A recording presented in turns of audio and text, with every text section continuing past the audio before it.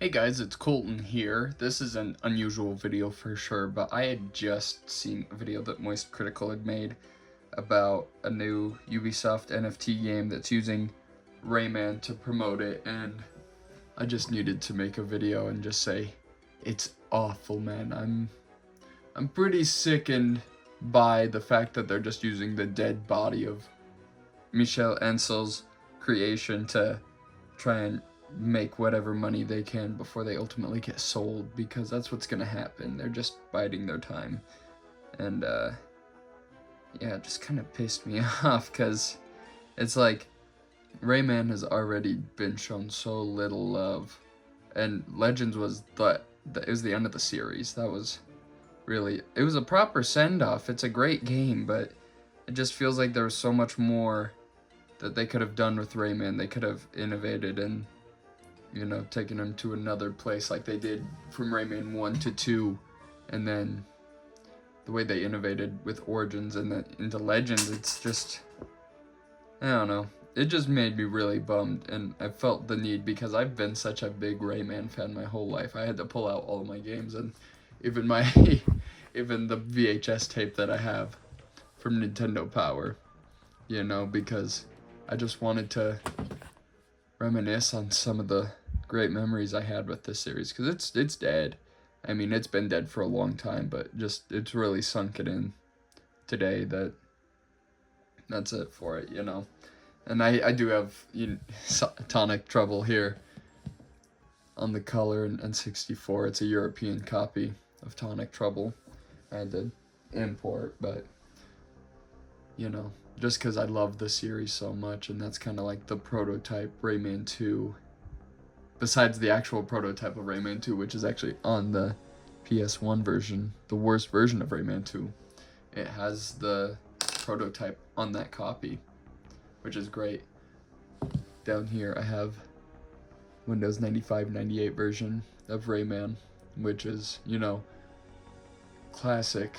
Oh my god, the first game I beat it, finally, for the first time ever, 5 years ago, in the middle of COVID, because I was just beating every game that I never could as a kid. Zelda 2, The Adventure of Link on the original Nintendo, Rayman, a couple others, you know, that were just sons of bitches as a kid.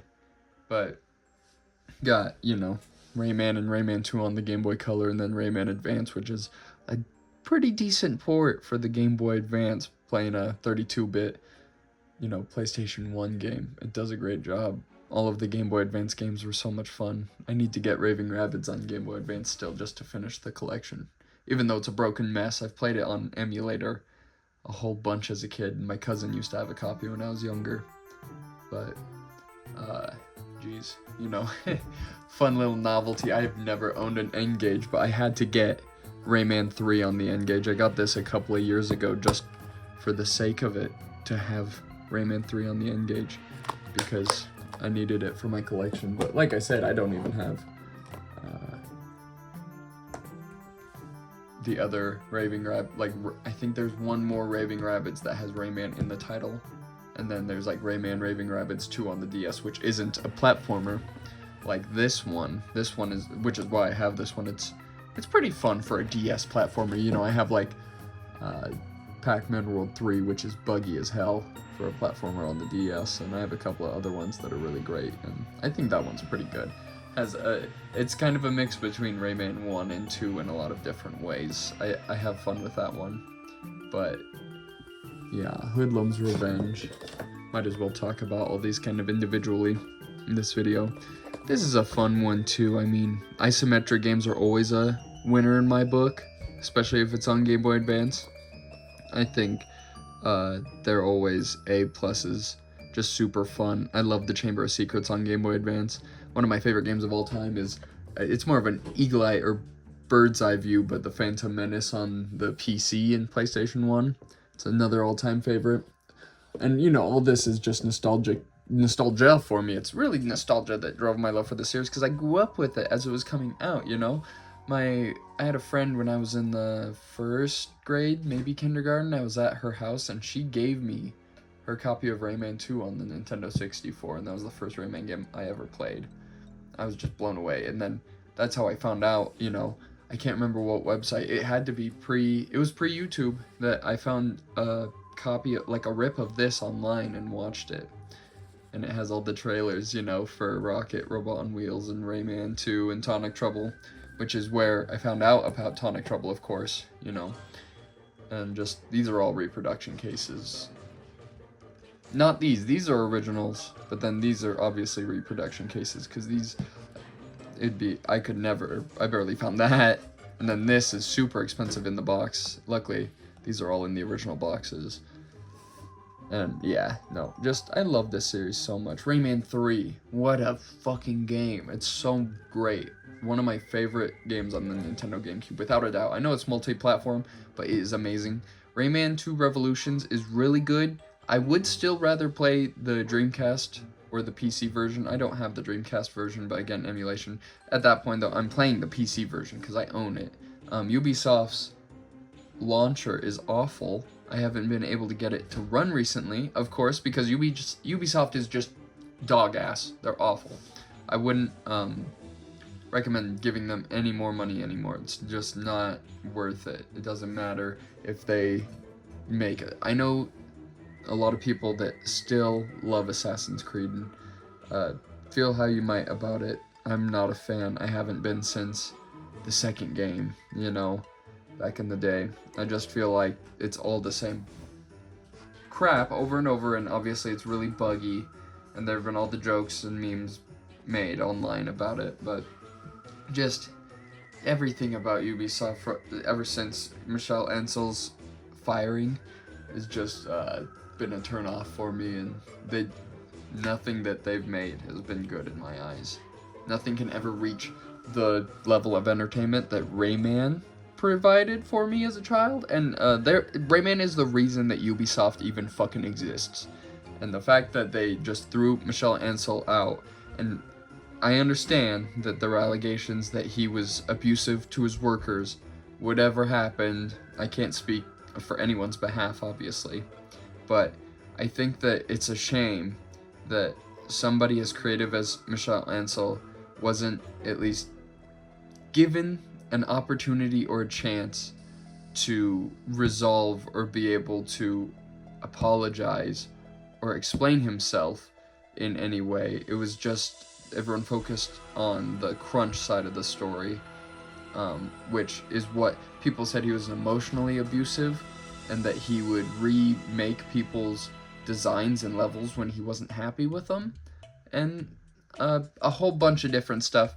It's not the point. My point is that Ubisoft essentially got the last couple of good games they could have out of Ansel, and then Beyond Good and Evil 2 probably kept getting delayed, and they just kicked him out the door because there were other avenues that were more profitable for them.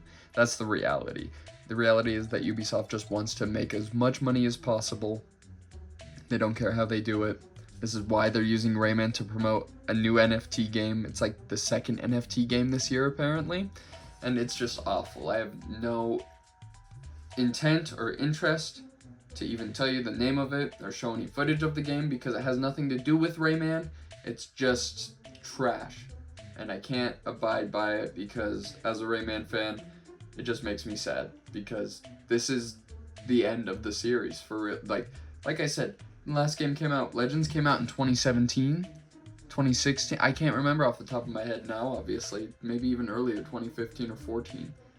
I know Origins was, 2011? So maybe Legends was 2014, and the definitive edition had just come out in 2017, but it doesn't change the fact that with the definitive edition, you know, it breathed a little bit new life into the series. That marked the end of Rayman's life cycle, essentially, for new games in the actual series that weren't just featuring Rayman, or he was promoting something else in one way or another, or he used as a character in something. I know there was that animation, I don't know who made it, where it's like the guy uses an avatar who looks like Rayman. I'm sure that's good. I've heard, you know, I don't know about animation stuff so much. I love the animated series where Billy West voiced Rayman as a little kid, because I was a dumb little kid. I didn't understand that it was just noise, you know what I mean? The story was nonsensical. It had nothing to do with the story of the video games. Rayman was just kind of put in a new world with new characters. It had no connection to anything other than Razorbeard, who was a totally different character too. It was some dude named Rigatoni, who was a circus leader who kidnapped all of them, like Lack-Mack and Bettina and Rayman. And it's like, where's Lee and where's Glowbox? Like, Lack-Mack is just the standing Glowbox, but it still makes 0 sense. And like I said, the characters are just loud and stupid. It was a silly animated series back in the day. But yeah, you know, I just love this series, and it just bums me out, like I said. So I just wanted to make a video to say, I'll always remember the great times that Rayman provided me, and I really love Michel Ancel and his vision and the world that he created. And even if the continuity between the games wasn't so strong, between the first 3 games especially, it seemed that Michel Ancel was more of a visionary who just wanted to create a dreamscape for the player to explore and live in as Rayman. And I think that he had such a great mind, Michel Ancel, and I hope whatever he's doing now, he's doing well and that he's happy, because he definitely contributed a great chunk to my childhood, and I can't thank him enough. So, yep, this is Colton, and I hope you guys have a good day.